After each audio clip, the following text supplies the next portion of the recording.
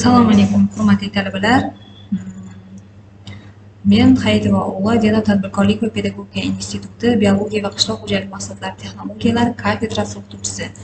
Demak, bugungi o'tadigan mavzuyimiz bo'g'imoyoqlilar tipi artropoda qisqichbaqasimonlar krustaki sinfi haqida ma'lumotlarga ega bo'lamiz. Demak, to'xtalib o'tadigan rejalarimiz bo'g'imoyoqlilar tipi klassifikatsiyasi, qisqichbaqasimonlar sinfi tavsifi, ularning sistematikasi, ularning tashqi va ichki tuzilishi hamda qisqichbaqasimonlarning ko'payishi va rivojlanishi haqida ma'lumotlarga ega bo'lamiz. Bo'g'imoyoqlilar tavsifi. Tanasi va oyoqlari bo'g'imlarga bo'lingan, tanasi, bosh, ko'krak va qorin bo'limidan tashkil topgan hamda qattiq xitin qobiq bilan qoplangan, xitin himoya va tashqi skelet, tana bo'shlig'i aralash metsotsil tipda bo'ladi. Nafas olishi jabra, o'pka yoki traxeyalar orqali nafas oladi. Qon aylanish sistemasi ochiq. Nerv sistemasi bosh, miya va qora nerv zanjiridan tashkil topgan, tullab o'sadigan organizmlar hisoblanadi. Demak, ularning sistematikasi bo'g'imoyoqlilar tipi artropoda, jabra bilan nafas oluvchilar, bronxiata deb nomlanadi, helitsiralilar, helisirata, traxealilar, traxeata, trilobitasimonlar, trilobitomorfa kabi nomlar bilan nomlanadi va ularning guruhlari bilan tanishib o'tamiz.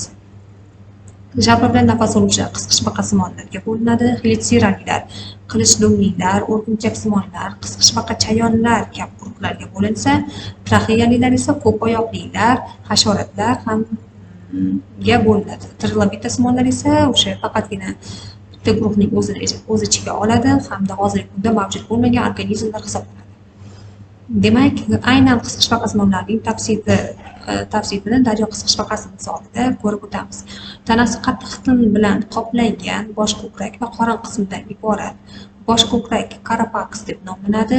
Karapaksning oldingi uchi esa rostr. Bosh ko'krak harakatsiz qo'shilgan 5 ta bosh, 8 ta ko'krak bo'g'imlaridan iborat. Boshda 2 juft mo'ylov, 1 juft fasetkali ko'z, 3 juft jag' joylashgan. Kalta mo'ylovlari antennalar, uzun mo'ylovlar esa antenna deb nomlanadi. Ko'zlari harakatchan poyada joylashgan. Bir juft yuqori jag'lari mandibula, pastki jag'lari maksilla deyiladi. Ko'krak bo'limida 3 juft jag' oyoqlar, 5 juft yurish oyoqlari mavjud. Yurish oyoqlari birinchi jufti qisqichga aylangan, qorin o'zaro harakatchan tutashgan 6 ta bo'g'imdan iborat. Qorin bo'g'imlari bir juftdan qorin oyoqlari joylashgan. Oxirgi qorin bo'g'imi kengayib, yupqa plastinka telsinni hosil qilgan. Telsin qo'shilib, dum suzgichni hosil qiladi. Daryo qisqichbaqasi Astapus astapus.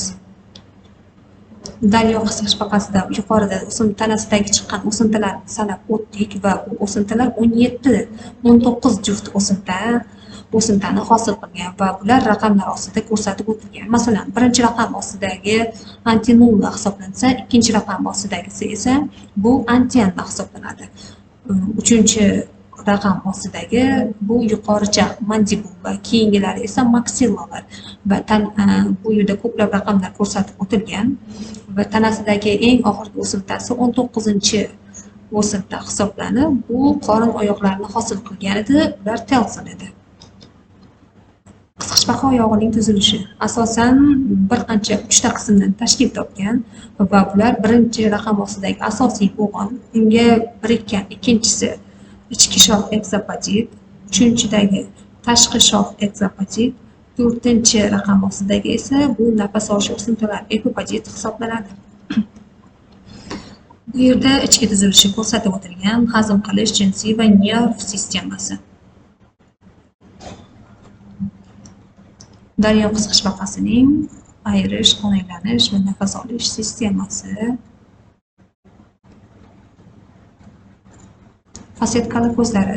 Yuqorida aytib o'tib ketdik, daryo qisqichbaqasining ko'zlari asosan tanasining bosh qismida, poyachaning ustida joylashgan va ularning ko'zlari murakkab fasetkali ko'z deyiladi. Fasetkali ko'z nima ekanligini aytadigan bo'lsam, bu bitta ko'zning asosiy ko'zning ichida juda ham kichik ko'zchalar joylashgan bo'ladi va har bir ko'zchalar ko'rayotgan narsa buyumlarni alohida qismlar bilan ko'radi va umumiylashtirib bitta tasvirni hosil qiladi. Daryo qisqichbaqasining antennullasining umumiy ko'rinishi va muvozanat organi ko'rsatib o'tilgan. Nerv sistemasi nerv gangliylardan tashkil topgan, nerv стволлaridan iborat. Lichenkasining umumiy ko'rinishi.